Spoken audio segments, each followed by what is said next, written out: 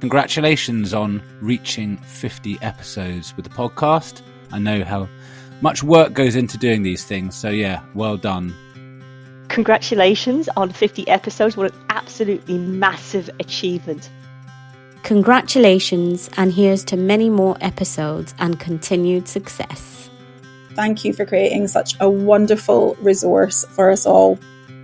Well done for allowing everyone to see this hidden world that lies behind all of the incredible work that goes on within this sector. So keep going. Looking forward very much to the next 50. Bravo. Hello there, I'm Sarah McCluskey, and this is Research Adjacent. Each episode, I talk to amazing research adjacent professionals about what they do and why it makes a difference. Keep listening to find out why we think the research adjacent space is where the real magic happens. Hello, I'm Sarah McCluskey and welcome to a very special episode of Research Adjacent. I have got my metaphorical party hat on as this is the 50th episode of the podcast. Woohoo! And even though I'm currently standing alone in my office recording, I do feel like I've got a host of guests on the show with me today because I have got lots of pre-recorded comments to share with you. As you can imagine, this episode has been looming in my mind for a while now, and I knew I wanted to do something special. When I started planning what I would cover, I wanted to use this opportunity to connect with the brilliant guests who have given up their time to contribute to my pet project, and I am especially grateful to the first 5 guests who recorded their episodes before there was any public evidence at all that I would actually follow through and get them out into the world, and I will always appreciate their faith in me. Another reason I wanted to hear from past guests is that I think they're a microcosm of the overall podcast audience, and hearing their feedback helps me to understand what you, dear listener, are getting out of the show. So about a month ago, I reached out to all my past guests, and very kindly some of them have sent messages about what being on the podcast has meant to them. You heard a few, hopefully familiar voices at the top of the show, and you'll hear some more as we go through. But before we come on to my guest, here are a few thoughts from me. I know I've said this before, but when I started, I set myself the target of 10 episodes. It kind of blows my mind that we have made it to 50 episodes in just over 18 months. Partly, I am just amazed that I have stuck at it, because those of you who know me well will know that doing things week in, week out is not something that comes naturally to me. But truly, I have stuck at it because I love it and because it feels important. I love talking to people, I love hearing their stories, and it feels important because these are stories that we don't hear often enough. The whole reason that Research Adjacent exists is because I wanted to tell the stories of the unsung heroes of the research world, the people who don't usually feature in the media stories or the academic publications, but in truth are the glue which holds everything else together. And I also wanted to raise awareness of these research adjacent jobs which are important and skilled and satisfying, but too often seen as lesser than. As you can probably tell from this, I am a woman on a mission. I have been genuinely thrilled at the way that this idea has touched people. I love hearing people proudly proclaiming themselves as research adjacent or research enabling or just research professional. I love all the conversations springing up about the ways that these roles contribute to research and research culture. I love feeling part of a wave of change. But this episode isn't really about me. I have previously reflected on what doing the podcast has meant to me, and check out episodes 25 and 33 for my own thoughts. But for this episode, I wanted to understand what it was like for those people who have come into my orbit. So, as I said earlier, I invited previous guests to share with me what being on the podcast has meant to them, and I've grouped their comments into a number of themes that are all connected. This includes helping them to feel like part of a community, connecting with new people, boosting their confidence, and even just helping their family to understand exactly what it is that they do. If listening to this makes you want to go and catch up on any episodes you've missed, I will put the links in the show notes. And as you listen, I'd love to know whether you resonate with their experiences. If you've got anything you'd like to share, then please drop me a message via email at hello@researchadjacent.com, or you can find a link in the show notes to send me a voice note like some of the guests did, or come on over and find me on LinkedIn and send me a comment there. So without further ado, and in no particular order, let's get to our first theme, which is connecting with new people. I've previously spoken about how I find that podcasting is basically a really extreme form of networking, and it turns out I'm not the only one who has met people as a result of Research Adjacent. First up, here is Sonia Qureshi, who was in episode 29, which was recorded live at the Vitae conference last year. I'm Sonia Qureshi, sharing my story alongside Ipshita and Jennifer, and hearing their inspiring journeys reinforced the value of diverse career paths in academia. The podcast also led to meaningful new connections, and as one example, after the episode was aired, I received a message from an aspiring researcher-developer expressing their appreciation for the insights shared and with whom I met to help them successfully apply for a researcher-developer role in another institution. Ipshita Ghosh, who was in the same episode as Sonia, had a similar experience and emailed me this comment. I've been approached by colleagues on email and new starters to the university who have listened to the podcast and wanted to link up with me and learn more about my experiences. Thanks, Ipshita. Maybe the podcast is actually just a giant networking snowball. Another email comment came from Kirsty Ross, who was in episode 2, who said, I met the public engagement lead at UKRI at the recent Scott Penn gathering in Aberdeen. We had a really good natter, and then he revealed that he knew about me thanks to listening to my podcast episode. Thanks for helping me snag the ear of folks in the upper echelons of public engagement. I am glad to be of service, Kirsty. For Orla Kelly in episode 9, I was lucky enough to be that new connection. Of course, I have to say that the best part of meeting you through the podcast was getting to work with you on a new funded project in partnership with Converge. So towards the end of last year, we got funding from the Scottish Ecosystem Fund to deliver a 10-part podcast.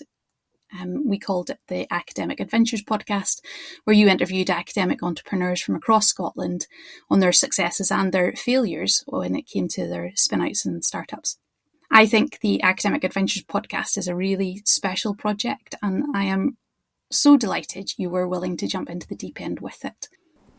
It was brilliant working with Orla and the team at Converge on Academic Adventures, and if you haven't heard it yet, then do go and check it out. I'll put a link in the show notes.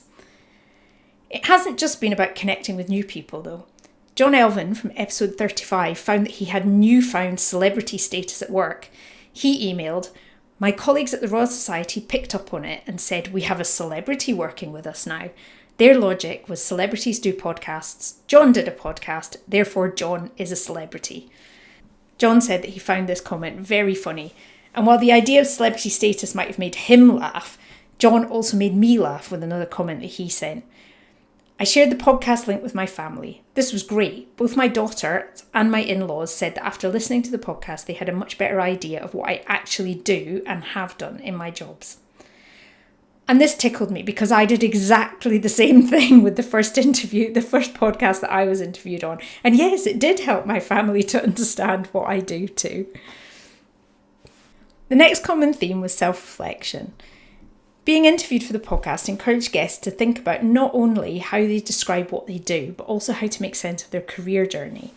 Steph Sinclair from episode 26 emailed me with this comment.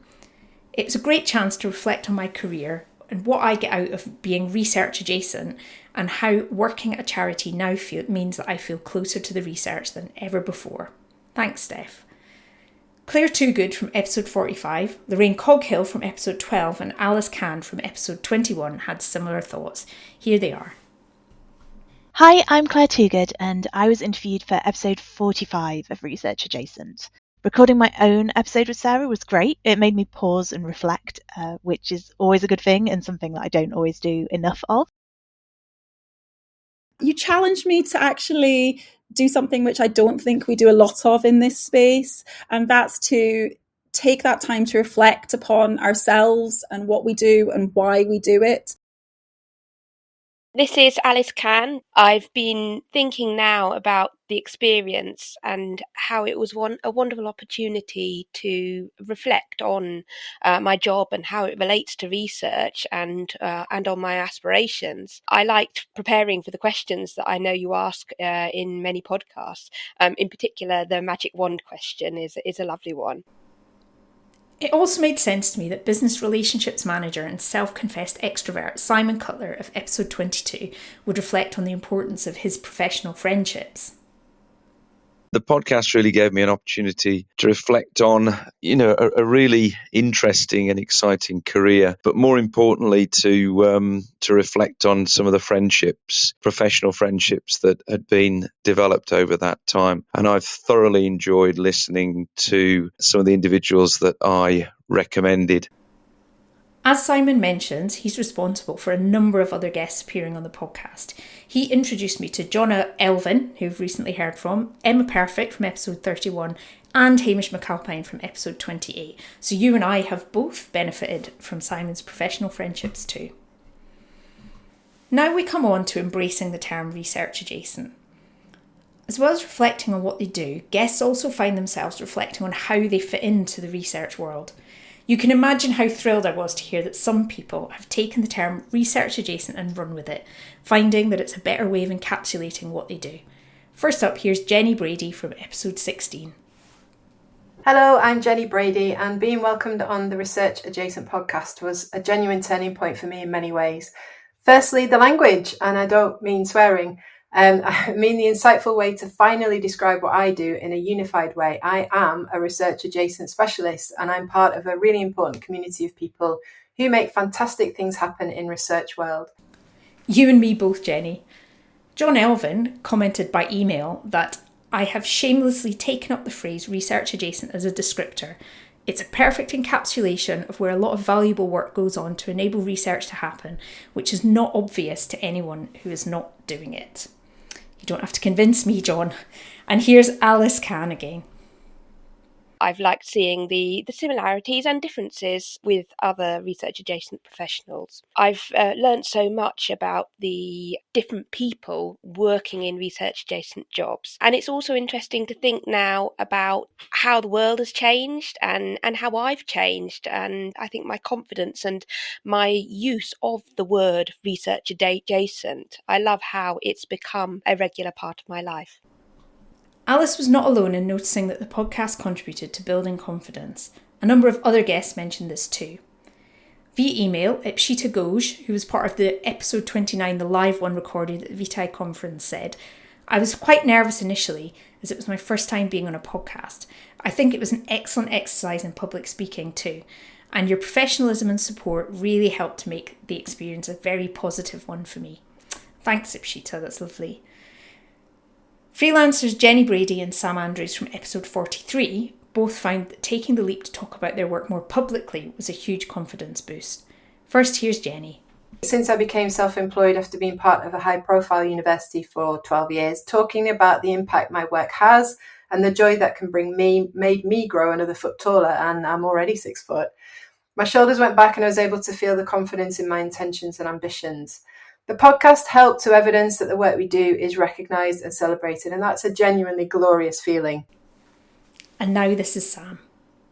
Hi, it's Sam Andrews here. So I appeared on the podcast a little bit earlier this year, and actually it was the very first time that I'd spoken about a new venture of mine, which is Ocean Oculus, an ocean-focused communications agency. And, I think anyone who is starting out in a new venture can attest to just how scary it can be to put yourself out there for the very first time, but you provided such a warm and welcoming space to do that. And I really left with much more confidence than when I went in. Oh my goodness, Sam, I can totally understand how scary it is to put a new idea out into the world. Honestly, I don't think I would have ever put this podcast out if I hadn't felt that responsibility to those 5 people I've already mentioned who I had already recorded before I launched. But now that I am getting better known as a podcaster, a fun thing about having a podcast is getting to know other podcasters, and the connection with Jed Hall in episode 19 and the team at the Research Culture Uncovered podcast has been particularly special. Here's Jed. For us, the Research Culture Uncovered podcast, you've been a fantastic resource in helping us to actually improve our podcasting practice. So that's one thing I think has been brilliant. And that leads nicely on to the final but undoubtedly most common theme, the sense of community that the podcast has created and the way that it has highlighted the importance of research adjacent roles. Here's Jed again. We're really interested in the diversity of careers that you're highlighting. And that's been absolutely fascinating for us and is a really rich resource when we're talking internally to colleagues in similar roles around the university who see no routes for progression. Your podcasts have really given that myth a real busting. Orla Kelly, Lorraine Coghill and Claire Toogood also appreciated hearing about all the different kinds of roles. First up, here's Orla. It was really great to meet you through the podcast and to be part of this really lovely, supportive community that you've been building. The thing that I've particularly enjoyed about your podcast is the human element of it all. All these different research adjacent roles are really shaped and delivered because of the personalities and the skills of the individual at the heart of it, and not defined by the dozen or so bullet points listed on any job description. And now Lorraine. It's Lorraine Coghill here. Thank you so much for creating such a wonderful podcast. It is something that is so unique and creates that space within the research adjacent community, a place for so many of us from different roles, people, interests, all coming together. And I've learned so much about new things that I'd never heard of before, but also giving me challenges and opportunities of moving things forward and making connections in different spaces. I think that is incredibly important for us, both in the research adjacent spaces, but also within research and within our communities as well. And finally, Claire. Through listening to Research Adjacent and being on the podcast myself recently, it's really helped me to understand the community of research adjacent people that are out there. And I think the podcast highlights the variety of what we're doing, but also that we're all working towards common goals in terms of making research outputs accessible and supporting a wide range of people to be involved in research too. And Steph Sinclair sent similar thoughts through by email, saying, I think the podcast is a great reminder of the important work that everyone who works adjacently does. It can often feel like you're out on a limb, not quite inside the world of research, but not completely outside either. Initiatives like this remind me that we are a wonderful, supportive community capable of incredible things. I couldn't agree more, Steph. Both Jenny Brady and Sonia Qureshi also highlighted the fact that these conversations can make a valuable contribution to making positive change out in the real world. Here's Sonia. One of the most significant outcomes from my contribution to the Research Adjacent podcast was the sense of being part of a larger community striving for positive change. I have recommended it to many peers and early career researchers, as it serves as a reminder that we, as research-enabling professionals, are not alone in our endeavours, and that our contributions, no matter how small, can make a substantial difference to cultivating a healthy, dynamic, and inclusive research culture. And here's Jenny. Being given the magic wand and imagining a life without as many challenges for researchers had me smiling for weeks. It is a tricky place to exist for everyone involved, and yet it's purposeful, impactful, and vital in every sense of that word. Sarah giving me the metaphorical magic wand to reduce the struggles helped me to continue to get up and show up every day with the intention of making that a reality. The community that Sarah's brought together is an impressive one, and the podcast is a shining beacon of dedicated hope and intention. Thanks so much, Sarah, for the chance to be part of something so cool. Thanks, Jenny. Listening to that one genuinely made me a bit emotional, as did this last one. My final guest comment is from Sam Andrews, and I've saved it until last because it resonates so strongly with how I feel as well. Here's Sam. I think also for me, it was an opportunity to give something back, because this podcast series has been so amazing. I've gained so much knowledge, so much inspiration, so much insight from all of these conversations that you've been having from different people.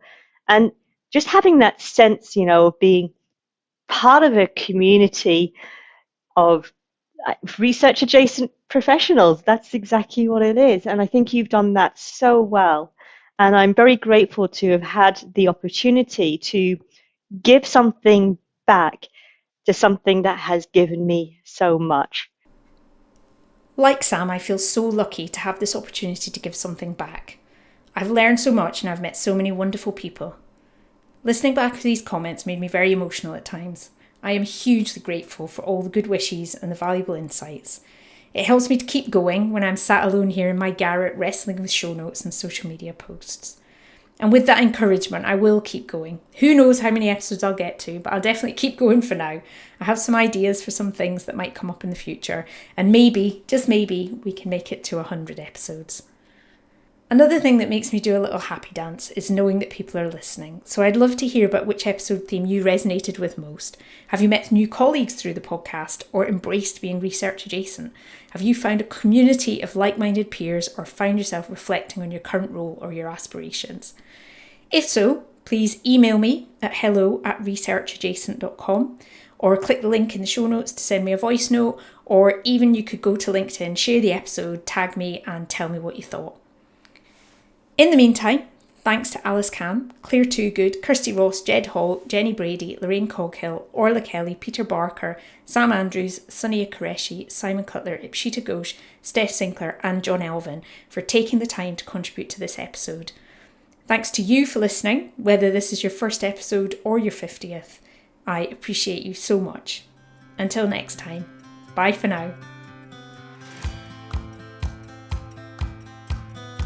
Thanks for listening to Research Adjacent. If you're listening in a podcast app, please check you're subscribed and then use the links in the episode description to find full show notes and to follow the podcast on LinkedIn or Instagram. You can also find all the links and other episodes at www.researchadjacent.com. Research Adjacent is presented and produced by Sarah McCluskey, and the theme music is by Lemon Music Studios on Pixabay. And you, yes you, get a big gold star for listening right to the end. See you next time.